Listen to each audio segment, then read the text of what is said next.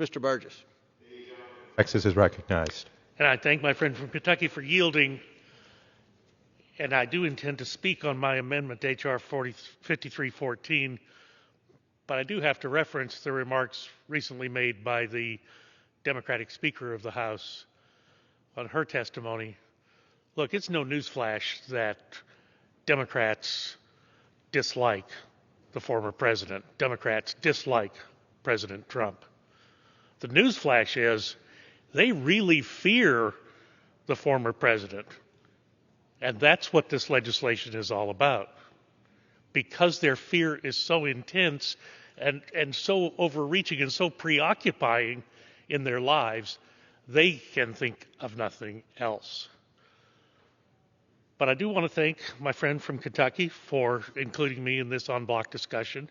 I think the amendments that Mr. Comer and I are offering are an important addition to this bill, the so-called Protecting Our Democracy Act. Title II of this bill extends the statute of limitations for offenses allegedly committed by a sitting president or vice president for the duration of their tenure and any period of time preceding their tenure in office. While we can agree with the title of the section, no president is above the law, this section further sets our president and elected vice presidents apart. So under current law, elected officials, the president and vice president, may be investigated for alleged commission of crimes, and any information can then be brought before Congress, where Congress can then choose to remove that official from office via impeachment. We know how facile our Democratic majority has been with the tool of impeachment in the past 2 years. So if impeached and removed from office, that individual, the president or vice president, would then be open to prosecution to the fullest extent of the law, well within the statute of limitations, just like every other American.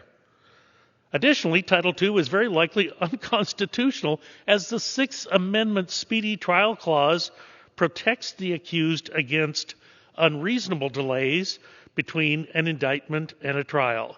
Extending the statute of limitations in Title II of this bill would only further politicize the presidency and the vice presidency, further politicize the impeachment process that the Democrats have elevated to a high art, and make holders of those offices the targets of politically motivated investigations during and after their terms.